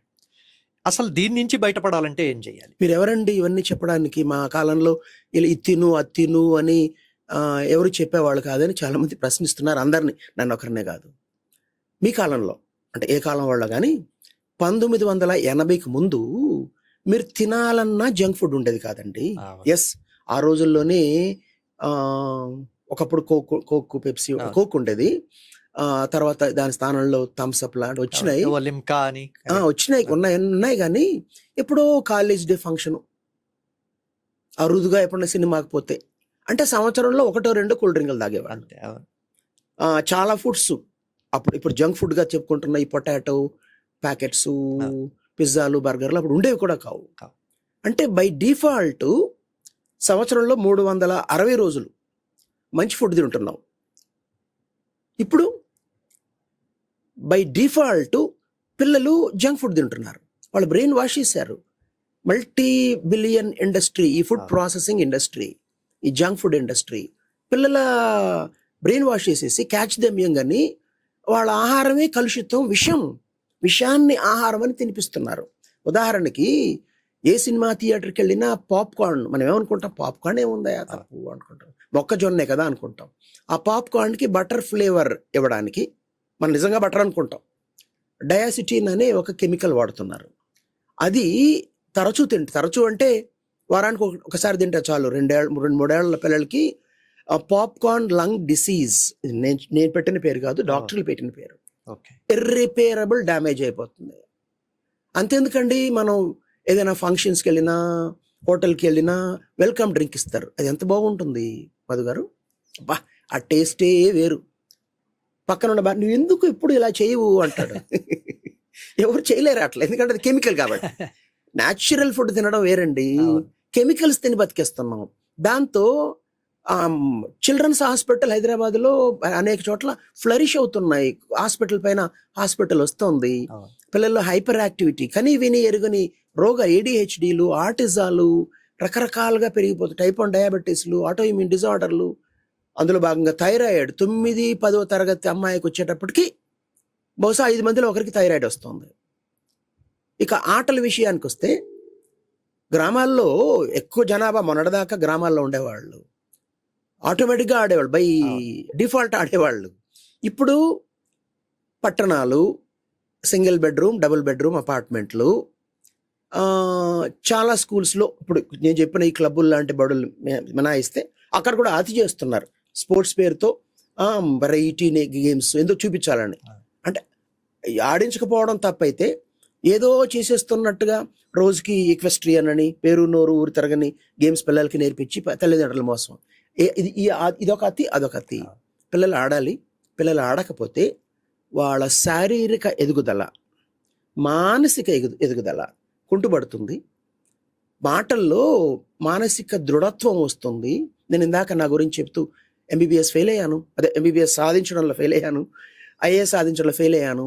ఆ ఫెయిల్యూర్నే నేను నా సక్సెస్గా మార్చుకున్నాను. అపజయానికి మించిన గురువు ఉండదు అని నేను నా జీవితంలో నేను నేర్చుకున్న పాఠం. ఆ పాఠం పిల్లలకి క్రీడలు ఆడితే వస్తుంది, కబడ్డీ ఆడితే ఏం వస్తుంది? Time waste. ఐఐటి ఫౌండేషన్ కోర్స్కి ప్రిపేర్గా. స్కూల్స్ పైన ప్రెషర్ పెడతారండి పేరెంట్స్. అంటే మా స్కూల్ మేము ఎడ్యుకేట్ చేసుకున్నాం కాబట్టి లేదు, కానీ జనరల్గా చెప్తున్నాను. హోంవర్క్ ఎందుకు ఇంత తక్కువ ఇస్తున్నారు? రాత్రి 9 దాకా వాళ్ళు చేసేంత బండెడ్ హోంవర్క్ ఉండాలి. పిల్లలతో ఎలా వ్యవహరించాలో ఆ పేరెంటింగ్ అని ఆర్ట్ అనండి, సైన్స్ అనండి, దాన్ని మరిచిపోయిన తల్లిదండ్రులు ఇవాళ మెజారిటీగా ఉన్నారు సమాజంలో. కాబట్టి అత్తగారు, నాన్నమ్మో, అమ్మమ్మో ఇంటికి వస్తే డాష్ డాష్ డాష్ అని వాళ్ళు తిట్టి, దాంతో నువ్వు తలపేసుకుని చదువుకో, వేస్ట్ టైం చేసుకోకు, మీద మాట్లాడి పంపిస్తాం. పిల్లలకి సామాజిక తెలివితేటలు ఎక్కడ వస్తాయండి? సమాజమే కదా. నువ్వు ఏ జాబ్ చేసినా, స్పేస్ సైంటిస్ట్ అయినా లేదా ఆస్ట్రోనాట్ అయినా, ఆస్ట్రోనాట్ అంటే ఎంతసేపు ఆకాశంలో ఉండరు కదండి పాపం. 3 నెలలు ఉండేటప్పటికీ ఆమెకు ఆరోగ్యం దెబ్బతో రిటైర్మెంట్ ప్రకటించారు మన సునీత విలియమ్స్ గారు. ఆ సమాజంలో బతకాల్సిందే. సమాజంలో నలుగురు ఎలా ఉన్నారో తెలియకపోతే వాళ్ళు, అందుకే చూడండి చిన్నదానికి డిప్రెషన్ అనేది ఇప్పుడు ఒక ఏమనాలి దాన్ని, పాండమిక్. స్ట్రెస్, డిప్రెషను, నిద్రలేమి. కారణం సామాజిక తెలివితేటలేకపోవడం. కారణం వర్చువల్ దునియాలో నువ్వు ఎంతసేపు, ఇది చాలా థ్రిల్లింగ్గా ఉంటుంది. రియల్ ప్రపంచం అంత థ్రిల్లింగ్గా ఉండదు. కానీ రియల్ ప్రపంచమే కదా ఉండేది. ఏదో విరామం కోసం రోజుకి ఒక అరగంట అయితే పర్లేదు కానీ, బట్ ఒక్కసారి దానికి వెళితే డోపమైన్ ఉచ్చు లేదా డోపమైన్ ఊబిలో గనక దిగబడితే, ప్రారంభంలో 4-5 శారీరక దారుఢ్యం ఉన్నవాళ్ళు, వాళ్ళు కూడా ఏదైనా చేతాడు లాంటిది ఉంటే లాగేయగలుగుతారు. కాస్త దాటితే ఇక్కడ దాకా బురద వచ్చేసింది అనుకోండి, ముడిగిపోయాడు అనుకోండి, మళ్ళీ వాళ్ళు కూడా ఏం చేయలేరు ఇంకా. అలాగే ఈ డోపమైన్ వచ్చు. డోపమైన్ అంటే ఒక హ్యాపీ హార్మోను. వీడియో గేమ్స్ ఆడితే, నెట్పై దొరికే రకరకాల చెత్తను చూస్తే, సోషల్ మీడియాలో చాటింగ్ చేస్తే మీకు డోపమైన్ హార్మోన్ వస్తుంది. దానికి అలవాటు పడిపోయే పిల్లలు అదే పనిగా ప్రారంభంలో అరగంట ఆడేవాడు రాత్రి 2 దాకా 3 దాకా. మొన్ననే ఒక వార్త, ఒక గేమ్ ఆడుతూ బీపీ 300 చేరి నరాల చీట్లు చనిపోయాడని. నవ్వాలనిపిస్తుంది నాకు అలాంటి వాళ్ళు చూస్తే. అంటే ఇంత. ఇంకోటి లేటెస్ట్గా వార్త ఏంటంటే, 23 ఏళ్ల యువతి తన బాయ్ ఫ్రెండ్కి తన సొంత తల్లి పిన్నో పెద్దమ్మో బాత్రూమ్ ఫోటోల్ని పంపిందంట. ఎవరైనా తన భర్త లేదా ప్రియుడు వేరే స్త్రీని చూడాలంటే వీళ్ళు చిన్నబుచ్చుకుంటారు, కోప్పడతారు. కానీ తానే నగ్న చిత్రాలను పంపడం, అందులో సొంత తల్లి పెద్దమ్మ అంటే చిన్న మెదడు చితికిపోయింది అని సినిమాలో డైలాగ్ ఉంది కదా. ఇది సైంటిఫిక్ అండి. Anterior nucleus accumbens, anterior cingulate cortex, prefrontal cortex అనే మెదడు భాగాలు. ఇది రీజనింగ్ స్కిల్స్కి సంబంధించింది. విచక్షణ జ్ఞానం, ఇంగిత జ్ఞానం, ఎమోషనల్ బ్యాలెన్స్, భావోద్వేగాలు అదుపు తప్పకుండా చూసుకునేది. అది చితికిపోతున్నాయి. ఈ జెన్ జెడ్ అంటే 1997 నుంచి 2012 మధ్యలో పుట్టిన వాళ్ళు గతంలో ఎప్పుడూ లేనట్టుగా వాళ్ళ ఐక్యూ లెవెల్స్ అంతకంటే ముందు తరాలతో పోలిస్తే తగ్గిపోయిందని పరిశోధన ఆధారంగా ఒక స్టడీ బయటకు వచ్చిందండి. ఇది నేను ఎప్పటి నుంచో చెప్తున్నాను. చిన్న మెదడు చితికిపోయిన తరం ఇది. 2012తో ఆగలేదు, ఇంకా తర్వాత పుట్టిన వాళ్ళు కూడా కొనసాగుతోంది. దీనికి ఎప్పుడు బ్రేక్ పడుతుందో. ప్రపంచ దేశాలు మెల్లమెల్లగా ఎప్పుడైనా నిద్ర లేస్తున్నాయి, అరాకొర అయినా కొన్ని చర్యలు తీసుకుంటున్నాయి. ఇప్పుడు ఒక పెద్ద చర్చ, medium, Telugu medium, English medium, మన 2 రాష్ట్రాల వరకే చూద్దాం. ఇది పెద్ద చర్చ. తెలుగు మన మాతృభాష, పిల్లలకు చాలా ప్రాథమిక స్థాయి నుంచే తెలుగులో చెప్పాలి అనేది ఒక వర్గం. ప్రపంచంతో అసలు మీరు అందుకోవాలనంటే, స్కిల్ బాగా డెవలప్ కావాలంటే ప్రపంచంతో పోటీ పడి గొప్ప గొప్ప విదేశాల్లో ఉద్యోగాలు చేయాలంటే ఇంగ్లీష్ మీడియం తప్పనిసరి. రెండుగా చీలిపోతూ ఉంటుంది. ఒక భావోద్వేగమైన అంశంగా లేక మన మాతృభాషను మనం గౌరవించాలి అన్న అంశంగా తెలుగు చాలా గొప్పది, దాన్ని మనం కాదనం. మీరు బహుశా తెలుగు మీడియమే చదివి ఉంటారు, నేను తెలుగు మీడియం చదివే. తర్వాత ఎప్పుడో జర్నలిజం, సైకాలజీ, అక్కడికి వచ్చేసరికి ఇంగ్లీష్ మీడియం తప్ప దాదాపు డిగ్రీ వరకు కూడా తెలుగు మీడియం. అసలు ఈ చర్చను ఎలా చూడాలి? ఎవరి అభిప్రాయాలు వారు అండి. మనం సైన్స్ కోణం నుంచి చూద్దాం. ఇదేదో పరిశీలనకు నోచుకోని అంశం కాదు. దీనిపైన చాలా రీసెర్చ్ జరిగింది, సైంటిఫిక్ ఎవిడెన్స్ బయటకు వచ్చింది. న్యూరో లింగ్విస్టిక్స్ అంటారు. మెదడు అంటే నాడీ లేదా మెదడు సంబంధించిన భాషా శాస్త్రం. సైంటిఫిక్గా ప్రూవ్ అయింది ఏంటంటే 0 to 3 అంటే పుట్టిన బిడ్డ 3 ఏళ్ల వరకు భాషను నేర్చుకోవడం చాలా అత్యంత సులభంగా చేస్తారు. 3 ఏళ్ల వరకు. 3 నుంచి 10 వరకు కూడా కొంచెం తగ్గినా బాగానే చేస్తారు. 10 నుంచి 20 ఇంకొంచెం తగ్గుతుంది, అయినా నడుస్తుంది. 20 తర్వాత భాషను నేర్చుకోవడం కష్టం అవుతుంది. ఇంపాసిబుల్ అని చెప్పట్లేదు, కానీ కష్టం అవుతుంది.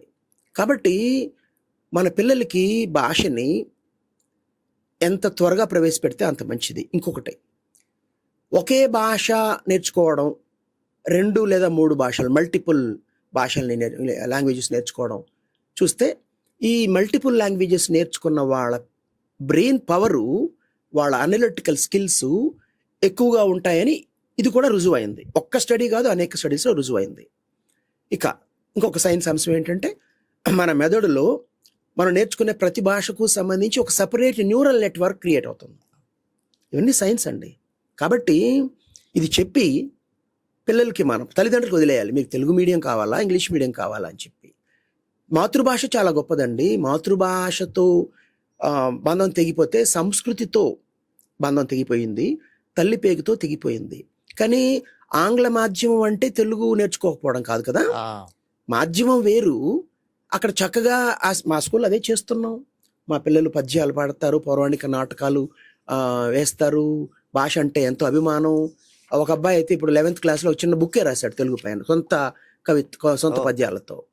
అందరూ అంత కాకపోవచ్చు, కానీ చాలా స్పష్టంగా మా పాఠశాలలో పిల్లలు మూడు భాషలు మాట్లాడతారు. తెలుగుకి ఆంగ్లానికి నాకైతే ఏమీ కాంట్రడిక్షన్ కనబడలేదండి. భాష మా తెలుగు మన మాతృభాష, అది చక్కగా పిల్లలకి రావాలి, పిల్లలతో మనం మాట్లాడాలి. ఇంగ్లీష్ మీడియంలో చేర్పిస్తే వాళ్ళకి స్కూల్లో ఆయా సబ్జెక్టులో ఇంగ్లీష్ మాట్లాడతారు. తెలుగు పీరియడ్ వచ్చినప్పుడు తెలుగు చెప్పినప్పుడు తెలుగులో మాట్లాడతారు. హిందీ 3 భాషలు ఎందుకు నేర్చుకోకూడదు మన పిల్లలు? ఎంత అదృష్టవంతులండి. అమెరికాలో వెళ్ళిన మన తల్లిదండ్రులే, ఎన్ఆర్ఐలు, ముఖ్యంగా తెలుగు వాళ్ళు, మా పిల్లలకి ఇంగ్లీషు రాదని ఇంట్లో కూడా ఇంగ్లీషు మాట్లాడడం మొదలెడతారు. దాంతో వాళ్ళకి తెలుగు రాదు. ఆ తర్వాత సరే ఏదో ప్రయత్నం చేసి నేర్చుకుంటే, నేను చెప్పట్లేదండి. Learning a language, acquiring a language. భాషను నేర్చుకోవడం, భాషను సంతరించుకోవడం. నేర్చుకోవడం అంటే ఏదో కాన్షియస్ ప్రాసెస్, బుక్ తీసుకుని గ్రామరు, రూల్స్. ఇది చాలా అన్సైంటిఫిక్ అంటారు న్యూరో లింగ్విస్టిక్స్. అక్వైరింగ్ అంటే సబ్కాన్షియస్గా. అంటే ఇప్పుడు బయట మనం పళ్ళు అమ్మే ఒక అమ్మి ఉంటుంది, ఆమె ఏకవచనం, బహువచనం, స్త్రీలింగం, పుంలింగం ఎవరు చెప్పారు ఆమెకి సరిగ్గా మాట్లాడేస్తుంది. అంటే లిజనింగ్, వినడం, స్పీకింగ్, మాట్లాడడం, ఆ 2 పద్ధతుల ద్వారా వాళ్ళకి భాష వచ్చేసింది. అలాగే మన పూర్వీకులందరూ కథలు చెప్పడం ద్వారా భాష నేర్చుకున్నారు. ఇప్పుడు అదనంగా మన ఫార్మల్ ఎడ్యుకేషన్ వచ్చాక చేరింది చదవడం, రాయడం. ఆ 4 చేస్తే చిన్నప్పటి నుంచి చక్కగా మా ఇంట్లో ఒక బాబున్నాడు, 2 సంవత్సరాల 6 నెలలు హిందీ మాట్లాడతాడు, తెలుగు మాట్లాడతాడు, ఇంగ్లీష్ కూడా అక్కడక్కడ మాట్లాడుతున్నాడు. బహుశా 6 నెలలు స్కూల్లో చేర్పిస్తే ఇంగ్లీష్ కూడా ఇంకొక 1 yearలో ఇంగ్లీష్ మాట్లాడతాడు. కాంట్రడిక్షన్ ఎక్కడ ఉందండి? ఈ చర్చలు ఎందుకండి? సరే, ఇప్పుడు విద్యార్థులు, తల్లిదండ్రులు, సమాజం ఈ 3 దాటి టీచర్ల దగ్గరికి వద్దాం. టీచర్ల దగ్గరికి వస్తే, మీరు స్కూళ్ళు నడుపుతున్నారు, బయట స్కూళ్ళు వాటి మార్కులు, వాళ్ళ మీద ఉన్న ఒత్తిడి చూస్తున్నారు. వాళ్ళ మీద ఉన్న ఒత్తిడి ఎలాంటిది? ఈ టెక్నాలజీ ఇట్లాంటి వాటిల్లో వాళ్ళు మారాల్సిన పరిస్థితి ఏమన్నా ఉందా? ప్రైవేట్ బడుల్లో పనిచేస్తున్న చాలా మటుకు స్కూల్స్ టీచర్లు మార్కెటింగ్ చేయాల్సి వస్తుంది. సమ్మర్ హాలిడేస్ వాళ్ళకు ఉండవు. ఒక విధంగా చెప్పాలంటే ఇన్ని అని ఫిక్స్ చేస్తారు, 10, 15, 12 అట్లా ఫిక్స్ చేస్తారు. ఇన్ని అడ్మిషన్స్ తీసుకురావాలి. డోర్ టు డోర్ వెళ్ళి సేల్స్ పర్సన్స్ లాగా డోర్ కొట్టి మా స్కూలు ఇది బాగుంది అని వాళ్ళతో బలవంతం పెట్టి వాళ్ళ బ్రెయిన్ వాష్ చేసి అడ్మిషన్లు తీసుకురావాల్సిన దుస్థితి. అలా అడ్మిషన్ని అడుక్కుంటే ఆ తల్లిదండ్రులు నేను టీచర్గా ఎందుకు గౌరవిస్తారు, స్కూల్ని ఎందుకు గౌరవిస్తారు, పిల్లలకి టీచర్ల పైన ఎందుకు ఇది ఉంటుంది? ఇది దయనీయమైన పరిస్థితి. ఇది ఒక విషవలయం. పాపం వాళ్ళకేమో వృత్తి. నేను అడిగితే మీ పాఠశాల లాంటి పాఠశాలలో ఉంటాయండి అందరికీ మీరే ఉద్యోగాలు ఇస్తారు. నిజమే, నేను కాదనట్లేదు. కాబట్టి పబ్లిక్లో అవేర్నెస్ కావాలి, తల్లిదండ్రుల్లో. ఎందుకు ఈ స్కూల్ గొప్పదైతే మనం అడ్మిషన్ల కోసం వెళ్ళి లైన్లో నిలబడాలి, కానీ వీళ్ళెందుకు వచ్చి మనల్ని బ్రెయిన్ వాష్ చేస్తున్నారు అని ఆలోచించాలిగా పేరెంట్స్. నేను ఎప్పుడు ఒకటే సొల్యూషన్ ఇస్తానండి, మన సమస్యని మనమే తీర్చుకుంటే, ఎవరినో బ్లేమ్ చేయడం కన్నా, ఎవరో వస్తారని ఏదో చేస్తారని ఎదురు చూసి మోసపోతూ మన సమస్యలు మనమే పరిష్కరించుకుందాం. ఉన్నంతలో ఒక మంచి పాఠశాల ఎన్నుకోవడం, ఏ పాఠశాల అయితే టీచర్కి గౌరవం ఇస్తారో ఎంచుకోవడం. ఇక రెండో ప్రశ్న అడిగారు మీరు. టీచరు నిరంతర విద్యార్థి. నేను టీచరే, స్కూలు కరెస్పాండెంట్, చైర్మన్, ఈ మాటలు అంటే నాకు కొంచెం ఒళ్ళు కంపరం. టీచర్ అనుకుంటా, మా నాన్న టీచర్, నేను టీచర్, అంతే. నేను రోజు నేర్చుకుంటుంటా, పుస్తకాల నుంచి, నెట్ నుంచి. అన్నిటికంటే నేను ఎక్కడ ఎక్కువ నేర్చుకుంటానో ఊహించగలరా మధు గారు? పిల్లల క్లాస్ రూమ్లో. పిల్లలు చెబుతుంటే వాళ్ళ రియాక్షన్స్ బట్టి, వాళ్ళ ప్రశ్నలు బట్టి నేను ఎన్నో విషయాలు నా మెథడాలజీని అంతా రిఫైన్ చేసుకోవడం ఇలాగే జరిగింది. ఎలాంటి ఎగ్జాంపుల్స్ ఇవ్వాలి? తరగతి గది విద్యార్థికి ఎంత జ్ఞానం ఇస్తుందో, టీచరు విద్యార్థికి ఎంత జ్ఞానం ఇస్తున్నారో అంతకు రెట్టింపు జ్ఞానాన్ని పిల్లల నుంచి టీచర్ పొందుతాడు. సో క్యూరియాసిటీ ఉండాలి టీచర్ అన్న వాళ్ళకి. కంటిన్యూస్ లెర్నింగ్, నిరంతర అధ్యయనం చేయాలి. ఏఐ ఒక సాధనం, ఏఐని చక్కగా ఉపయోగించుకోవచ్చు. మొన్నటిదాకా గూగుల్లో కూర్చుని ఒక 10-15 వెబ్సైట్లు చెక్ చేస్తే కానీ దొరకని సమాచారం ఇప్పుడు ఒక వాయిస్ కమాండ్తో వచ్చి పడుతుంది. అప్డేట్ చేసుకో. అదేమైనా టీచరా? అదేమైనా అన్నం తింటుందా? అది నీ చేతిలో ఒక సాధనం. ఎస్, కొన్ని ఎలా నేర్చుకోవాలో కొత్తగా, అంటే ఇన్ఫర్మేషనే నాలెడ్జ్ కాదు. నేను దాకా చెప్పాను, కేవలం పిల్లల బుర్రల్ని ఇన్ఫర్మేషన్తో నింపకుండా బట్టి చదువుల వల్ల ఏమీ లాభం ఉండదు ఇంకా. కాబట్టి పిల్లలకి హ్యూమన్ స్కిల్స్ అంటే ఏంటి ఇందాక చెప్పాను, social intelligence, emotional intelligence, curiosity, critical thinking, creativity, confidence, ఇలాంటివి 13 Cలు. దానికి నేను త్రయోదశి అని పెట్టాను. అద్భుతమైన నామకరణం. త్రయోదశి చివరి దాన్ని సి రాసి బ్రాకెట్లో 13C అని ఉంటుంది క్లారిటీ కోసం. ఈ 13 Cల విద్య పిల్లలకి నేర్పాలి, టీచర్లు నేర్చుకోవాలి, తల్లిదండ్రులు అర్థం చేసుకోవాలి. ఇది మొత్తం చాలా సమూలమైన మార్పులు రావాల్సిన పరిస్థితి ఉంది. టీచర్ పాత్ర మరింత పెరుగుతుంది. ఇంకొకటి చెప్పాలి, మీరు అడగకపోయినా, రాబోయే రోజుల్లో కొత్త ఉద్యోగాలు, కొత్త యాప్స్, కొత్త సర్వీసులు వస్తాయి. నేను 1 year క్రితం నా బాలమిత్ర, అంటే వేరే స్కూల్స్కి వెళ్ళి పాఠం చెప్తాను కదా, దాన్ని బాలమిత్ర అని పెట్టాను పేరు. నా గుంటూరు బాలమిత్ర క్లాసులో చెప్పాను 1 year క్రితం. రాబోయే రోజుల్లో అమ్మ అని ఒక యాప్ వస్తుంది. ఆ అమ్మ సర్వీస్ని బుక్ చేసుకోవచ్చు. ఒక రోబో సైంటిస్ట్ 20 ఏళ్ల తర్వాత ఒంటిగా ఉంది ఇంట్లో, అమ్మ యాప్లో బుక్ చేసుకుంది. అమ్మ హైడ్ మమ్మీ పొద్దున్న 8 గంటల, అమ్మ ఏంటమ్మా ఇట్లా చిక్కిపోయావు అంటుంది. తలస్నానం, నూనెంటి తలస్నానం చేయిస్తుంది, సాంబ్రాణి పొగేస్తుంది, కొసరి అన్నం, టిఫిన్, తర్వాత లంచ్ పెడుతుంది, కూర్చొని మాట్లాడుతుంది. ఇలాంటి ప్రొఫెషన్స్ వస్తాయి చూడు అని అంటే, అఫ్కోర్స్ నన్ను కాపీ కొట్టాడని కాదు, ప్యారలల్ థింకింగ్. జపాన్లో రెంట్ ఏ ఫ్రెండ్ అని యాప్ 3 నెలల క్రితం వచ్చింది. సో ఇలాంటి హ్యూమన్ స్కిల్స్ ఉన్న వాళ్ళకి మన బాధలు వినడానికి ఒకడు దొరికితే చాలు అనే ప్రపంచం వచ్చేస్తుందండి. కాబట్టి టెక్నాలజీ అవసరమే. మానవ విలువలు, మానవ కోణం మరిస్తే అదోగతి. ప్రపంచవ్యాప్తంగా ఫిన్లాండ్ అత్యుత్తమ ప్రాథమిక విద్యాబోధన అని చెబుతారు. ఐఐటి రామయ్య గారు అక్కడికి వెళ్ళి పెద్ద వ్యాస సంకలనం రాశారు. అంతర్జాతీయ మీడియాలో కూడా తరచుగా వస్తుంటాయి. అంటే బహుశా 8-9వ తరగతి వరకు ఎలాంటి ప్రత్యేకమైన ఇది లేకుండా హాయిగా ఆడుతూ పాడుతూ అని వాళ్ళు రిజల్ట్ కూడా తెచ్చుకుంటున్నారు. అలాంటి ఇంకొంచెం స్వేచ్ఛగా, హాయిగా పిల్లలు ఎంజాయ్ చేస్తూ చదివే వాతావరణం భారతదేశంలో ఎప్పటికైనా సాధ్యమేనా? వ్యవస్థలు. ఐఐటి ఎగ్జామ్ ఉంది, ఐఐటి జేఈ, ఐఐటి గొప్ప సంస్థలు, దాంట్లో సీటు సంపాదిస్తే లైఫ్ సెక్యూర్ అయిపోతుందని అనుకునేవారు. ఇప్పుడు లేటెస్ట్ కండిషన్ ఏంటంటే నాకు తెలిసిన సర్కిల్స్లోనే ఐఐటి చేసిన వాళ్ళు 20 మంది 6 నుంచి 9 నెలలుగా జాబ్స్ లేకుండా ఉన్నారు. కనీసం వాళ్ళ రెజ్యూమ్ కూడా ఆన్సర్ అవ్వడం లేదు. అంటే ఓన్లీ టెక్నాలజీని నమ్ముకుంటే ఏమవుతుంది, హ్యూమన్ స్కిల్స్ లేకపోతే ఏమవుతుందని ఒక చిన్న ఉదాహరణ. ఐఐటిలో సీటు కొట్టాలంటే 6వ తరగతిలోనే విజయవాడ లాంటి చోట్ల 3వ తరగతిలోనే ఐఐటి ఫౌండేషన్ కోర్సులో చేర్పిస్తున్నారు. అక్కడితో బాల్యాన్ని చిదిమేస్తున్నారు. ఇంకా మిగతా పాఠశాలలు చేయాలనుకున్నా ఎంతో కొంత పిల్లల్లో కాంపిటేటివ్ స్పిరిట్ తీసుకురాకపోతే ఇక్కడ వాళ్ళ పిల్లలు ఎందుకు కొరగాకుండా పోతారు. కాబట్టి వ్యవస్థలు మారాలి.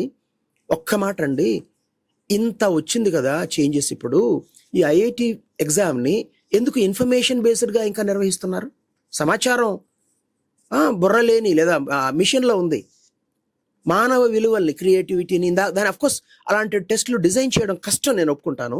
బట్ ప్రయత్నం మొదలు కావాలిగా. అలాంటి ఎగ్జామ్స్ మొత్తం నేను ఒక ఐఐటిని ఉదాహరణగా ఇచ్చానండి. ఇంటర్ని లైఫ్ టర్నింగ్ పాయింట్ అంటారు. ఆ ఇంటర్ తర్వాత జరిగే ప్రతి ఎగ్జాము, ఇంకా ఆ తర్వాత వచ్చే గ్రూప్ 1లు, గ్రూప్ 2లు, సివిల్ సర్వీసెస్ కూడా, ప్రిలిమ్స్, మెయిన్స్ వచ్చేప్పటికి కొంచెం పర్సనాలిటీ ఓరియంటెడ్ అవుతుంది. బట్ ప్రిలిమ్స్ అంటే ఓన్లీ ఇన్ఫర్మేషన్ బేస్డ్.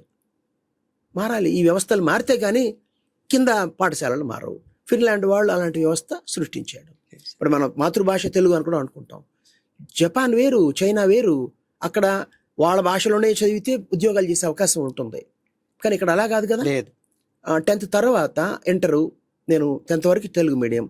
ఇంటర్ 2 సంవత్సరాలు చాలా కష్టపడాల్సి వచ్చింది. ఒక పక్క కొత్త సబ్జెక్టులు, వాతావరణం మారింది, పల్లెటూరు నుంచి ప్రభుత్వం, పక్క మీడియం, చాలా స్ట్రగుల్ చేయాల్సి వచ్చింది. కాబట్టి ఆ చాయిస్ తల్లిదండ్రులకు వదిలేద్దాం మీడియం అనేది నేను చెప్తాను.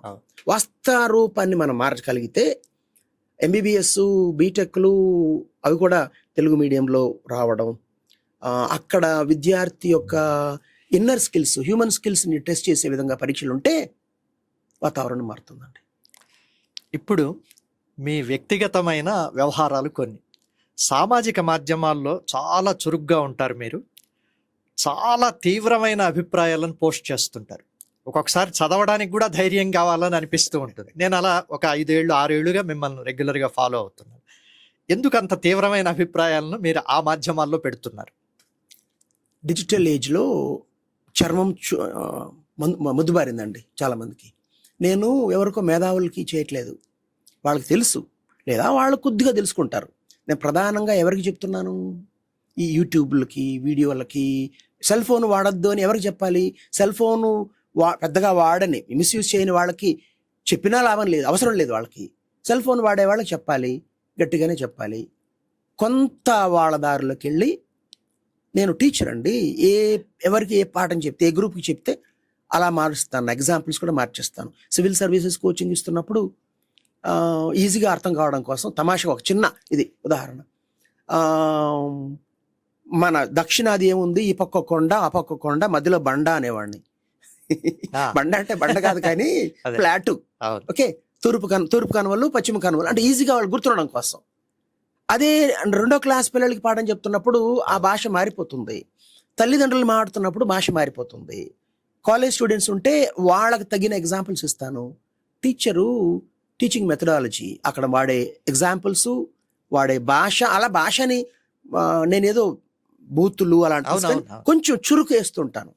ఇది సంగతి అనేసి అదండి.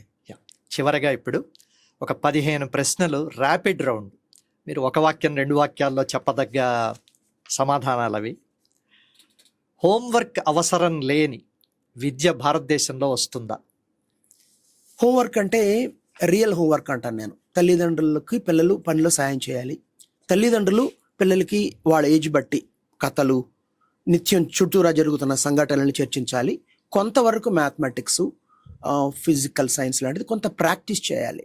పూర్తిగా అనే ఐడియలిస్టిక్గా మాట్లాడనండి, కానీ పరిమితంగా ఇంట్లో స్కూల్ నుంచి తీసుకెళ్ళి చేసే అకాడమిక్ వరకు 10వ క్లాస్కి వెళ్తే బహుశా 2 గంటలు, ఎల్కేజీ యూకేజీలో 20 నిమిషాలు, లేదా అది కూడా లేకపోవచ్చు వాళ్ళకి. అలా పరిమితమైన అకాడమిక్ వరకు.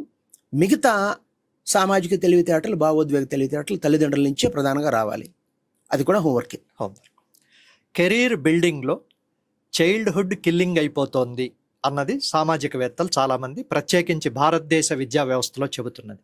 దీన్ని మీరు ఎట్లా చూస్తారు? వాస్తవం, 100% వాస్తవం, అదే జరుగుతోంది. మంచి మార్కుల, మంచి మనిష, లేక చదువును సరిగ్గా అర్థం చేసుకోవడం, ఏది ప్రధానం కావాలి? రెండింటికి మధ్య లేదా మూడింటికి మధ్య నాకైతే వైరుధ్యం కనపట్లేదు. మంచి మనిషి చక్కగా చదివి మార్కులు, ర్యాంకులు కూడా సాధించవచ్చు, సమాజానికి ఉపయోగపడవచ్చు. టీచరే లేని ఏ గూగులో, ఏఐయో అట్లాంటి విద్యా బోధన వ్యవస్థ ఏమైనా వచ్చే అవకాశం ఉందా? ఎందుకు? ఇప్పుడు గూగుల్కి అన్నీ తెలుసు కదా, మెటా ఏఐకో చాట్ జీపీటీ కదా, ఏఐకి అన్నీ తెలుసు కదా, వాటినే బతకనిద్దాం, మనం ఎందుకు నేర్చుకోవడం? బుర్ర లేని యంత్రాలు సామాజిక విలువల్ని, సామాజిక తెలివితేటల్ని, భావోద్వేగ తెలివితేటల్ని, క్రియేటివిటీని ఎలా నేర్పిస్తాయి? అది అసిస్ట్ చేస్తాయి. అంతేగాని పూర్తిగా టీచరే లేని విద్యా వ్యవస్థ అట్లీస్ట్ ఇంటర్ దాకా, స్కూల్ +2 దాకా రాదండి. ఆ తర్వాత కొంతవరకు సాధ్యం. కానీ మధు గారు, మనం ఎక్కడ అబ్రాడ్ వెళ్ళాం లేదా ఎయిర్పోర్ట్లో కూర్చున్నాం, ఎయిర్పోర్టే కాదు, బస్ స్టాండ్ కావచ్చు, ఏదైనా కావచ్చు, అరగంట కూర్చుంటే మనకి ఎన్నో విషయాలు అవగతం అవుతాయి. పుస్తకాల నుంచే కాదండి, పుస్తకాల నుంచి లేదా ఇన్ఫర్మేషన్ 50% తోటి విద్యార్థుల నుంచి. కాలేజ్ లైఫ్ ఎవరినైనా గుర్తు చేసుకోమనండి వీక్షకుల్ని. కాలేజీ ఎంత నేర్పింది మీకు? యూనివర్సిటీ ఎంత నేర్పింది? అందులో ప్రొఫెసర్స్ నుంచి, లెక్చరర్స్ నుంచి నేర్చుకుంది ఎంత? మీరు స్వీయ అనుభవంతో తెలుసుకుంది ఎంత? అది సమాధానం. తరగతి గదిలో విద్యార్థులను కొట్టకుండా చదువు చెప్పడం, కొట్టి చదువు చెప్పడం. ఓ 30 ఏళ్ళు వెనక్కి వెళితే మీకు టీచర్లు కొట్టడంలో ఎంతెంత వైవిధ్యం ఉండేదో ఊళ్ళు కథలుగా చెప్పుకునేవి. వేలాడేసి కొట్టేవాళ్ళు, ఇలా కొడితే వాతలు పడేవి. ఇప్పుడు ఇది ఎలా ఉంది పరిస్థితి? పిల్లల్ని కొట్టకూడదని నేను ఇందాక చెప్పాను. నేను పిల్లాడుగా ఉన్నప్పుడు మా అమ్మ నాన్న నేను కొట్టేవాడిని ఒక టీచర్ లాగా. బట్ మా స్కూల్ ప్రారంభంలో నిర్ణయించాను, పిల్లల్ని కొట్టకూడదు, మానసికంగా కూడా వాళ్ళకి ఇబ్బంది కలిగించకూడదు అని. చాలా సక్సెస్ఫుల్గా ఉందండి. కాలం మారింది, ఉపనిషత్తులోనే ఉందండి, ధర్మం ఎప్పుడు ఒకలా ఉండదు, కాలధర్మం దేశధర్మం అన్నారు. కాబట్టి కాలం మారింది, పిల్లల ఆలోచన తీరు, మంది సొసైటీ డెమోక్రటైజ్ అవుతుంది. ఒకప్పుడైతే రాజుగారు ఏమి ఆజ్ఞిస్తే దాన్ని తోచా తప్పకుండా పాటించేవాళ్ళు. ఈ డెమోక్రటిక్ స్పిరిట్ కుటుంబాలకి, విద్యా సంస్థలు కూడా ఎంటర్ అయింది. కాబట్టి ఈ కాలం పిల్లలు కొడితే వినరు, తిరగబడతారు. కాబట్టి ఎందుకు చెబుతున్నామో వాళ్ళకి అర్థమయ్యేలా మోటివేట్ చేస్తే 99.99% వింటారు. 1000 మందిలో 1-2 హార్డ్ కేసులు వస్తాయి, వాళ్ళని ప్రత్యేకంగా, అంటే కొట్టమని కాదు అక్కడ, వాళ్ళని ప్రత్యేకంగా డీల్ చేయాలి. విద్య వ్యాపారం కాకుండా ప్రభుత్వం ఏం చెయ్యాలి? ఇప్పుడున్న రూల్స్ని గనక తూచా తప్పకుండా అమలు చేస్తే చాలండి. ఏం చెప్తున్నారు ఇప్పుడు రూల్స్? విద్యను ఎడ్యుకేషనల్ సొసైటీ నడపాలి, నో లాస్ నో ప్రాఫిట్ బేసిస్లో. నేను అలాగే నడుపుతున్నాను, ఎవరన్నా చెక్ చేసుకోవచ్చు. ఓకే, అలా అది కనుక అమలైతే చాలు. చెబుతున్నారు కానీ అది అమలు చేయడంలో దారుణమైన లోపాలు ఉన్నాయి. కాబట్టి విదేశీ ఈక్విటీలు ధైర్యంగా 1000 కోట్లు పెట్టి మరీ స్కూల్ కొంటున్నారు. అది పరీక్షలు లేని చదువు సాధ్యమవుతుందా? అవసరం లేదంటానండి నేను. పరీక్షలు అంటే కేవలం రాత పరీక్ష, ఎగ్జామ్, పీరియాడికల్గా జరిగే ఎగ్జామ్ అని కాకుండా ఎప్పటికప్పుడు అసెస్మెంట్, విద్యార్థి యొక్క, ఇప్పుడు మీరు ఎక్కడున్నారో తెలిస్తే కదండి మీరు ఇంప్రూవ్ చేసుకోవడానికి. టీచర్ నిరంతరం విద్యార్థిని కనిపెట్టి పర్యవేక్షణలో ఒక రిపోర్టు అప్పటికప్పుడు చెప్పాలి. అప్పుడప్పుడు మనకున్న సిస్టమ్ దృష్టిలో పెట్టుకుని, ఎంత కాదనుకున్నా 10th క్లాస్ ఎగ్జామ్ రాయాలి, ఇంటర్ ఎగ్జామ్ రాయాలి, నిరూపించుకోవాలి. కాబట్టి పరీక్షలు ఇప్పుడున్న వ్యవస్థలో అవసరమే. ఉద్యోగమా చదువా, ఏది ప్రధానం? ఎట్లా నిర్ణయించాలి? ఉద్యోగంపై దృష్టి పెట్టి చదవాలి. ఉద్యోగంలో చేరాక కూడా చదువుతూనే ఉండాలి, లేకపోతే జాబ్ పోతుంది. ఇది ఈ స్టెమ్ సబ్జెక్టులు ప్రధానంగా సైన్సు, టెక్నాలజీ, ఇంజనీరింగ్, మ్యాథ్స్, అవి గాలి వేగంతో మారిపోతున్నాయి. ఈరోజు మనం సరైనది అనుకున్నది రేపు బహుశా 3 నెలలకి అది అవుట్డేట్ అయిపోతుంది. కాబట్టి ఎప్పటికప్పుడు పర్యవేక్షణ. ఇందాక చెప్పిన ఐఐటి వాళ్ళు చాలామంది ఉద్యోగాలు లేకుండా ఉన్నారు. కారణం ఏంటంటే నాకు అన్నీ తెలుసు అన్న దీంట్లో ఉన్నారు, హ్యూమన్ స్కిల్స్ని కోల్పోయారు. కాబట్టి వాళ్ళకి జాబ్స్ పోయింది. 25 ఏళ్ల ఈ స్కూళ్ల నిర్వహణ ప్రయాణంలో పిల్లల నుంచి మీరు నేర్చుకున్న గొప్ప విషయం ఏమిటి? నేను ఇంత హెల్దీగా ఉన్నానంటే పిల్లల ఆనందం అండి.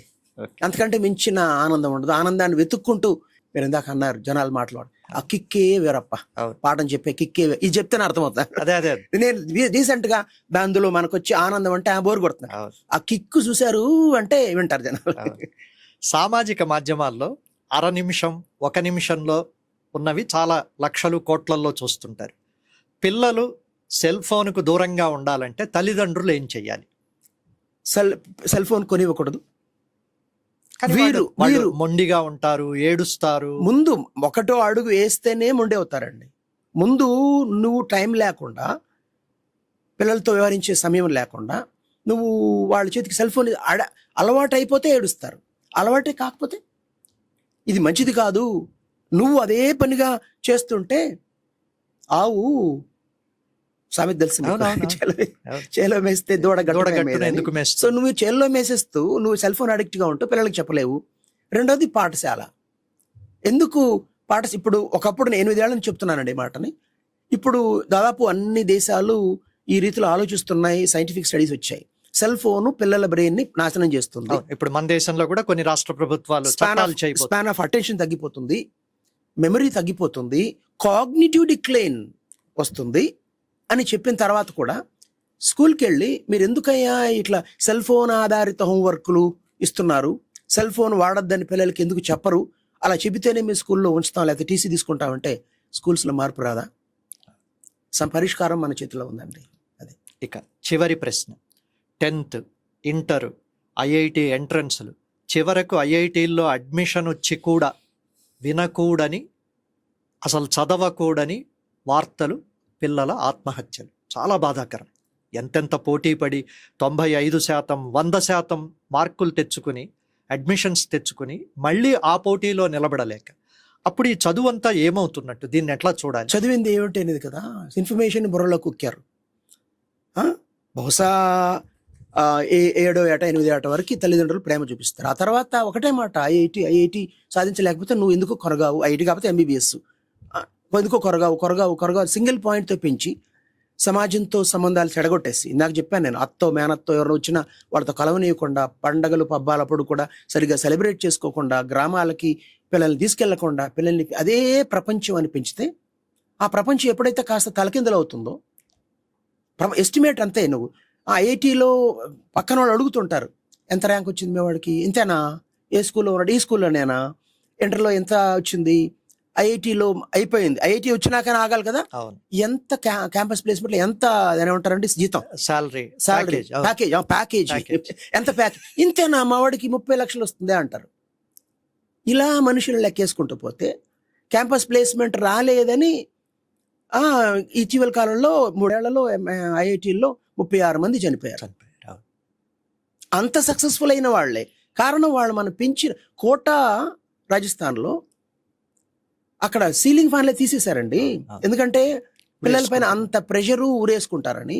ఇప్పుడు కోటా బిజినెస్ దెబ్బతినింది, అక్కడ పోవడమే సెంటిమెంట్ బ్యాడ్ అయ్యి, అఫ్కోర్స్ వాళ్ళ ఊరంతా వచ్చి పడ్డారు అనుకోండి, వాళ్ళ ఫ్రాంచైజీలు, అది వేరే విషయం. కాబట్టి మనం పిల్లల్ని, what goes inside comes out side. మనం మెదడులోకి ఏం ప్రవేశపెడుతున్నామో అదే పిల్లల ప్రవర్తన, వ్యక్తిత్వం, భవిష్యత్తు. కాబట్టి వెనక్కి తిరిగి చూస్తే ఒకప్పుడు పిల్లల్ని పెంచిన విధానం ఎంతో శాస్త్రీయం. ఎన్ని మహాభారతం, రామాయణం, హిందూ మతం పక్కన పెట్టండి, అందులో ఎంత సామాజిక స్కిల్స్, న్యాయం ఉంది, ఎన్ని కర్ణుని ఉదాహరణగా తీసుకోవచ్చు, ప్రతి క్యారెక్టర్ ఒక ఉదాహరణ. ఈ కథలన్నీ పోయినాయి. మన పిల్లల్ని ఏం చూపించిస్తున్నాం, శాండల్వుడ్ స్మగ్లర్స్ని లేదా ఎర్రచందనం స్మగ్లర్స్ని, కేజీఎఫ్లు, దొమ్మీలు, దోపిడీలు, ఇంకా ఇవన్నీ చూసి పెంచితే, తల్లిదండ్రులతో ఇంటరాక్షనే లేకపోతే, స్కూళ్ళలో కేవలం సమాచారాన్ని చూపించడం అయితే ఇవన్నీ సహజంగా జరుగుతాయి. అదే జరుగుతుంది. థ్యాంక్ యూ అండి అమర్నాథ్ గారు. మీ విలువైన సమయం కేటాయించి తెలుగు అడ్డా కార్యక్రమానికి ధాత్రి స్టూడియోకి వచ్చినందుకు ధన్యవాదాలు. ఇది ఈరోజు తెలుగు అడ్డా కార్యక్రమం. మరో విశిష్టమైన అతిథితో ఇంకో ఎపిసోడ్లో కలుద్దాం. అంతవరకు సెలవు. నమస్కారం.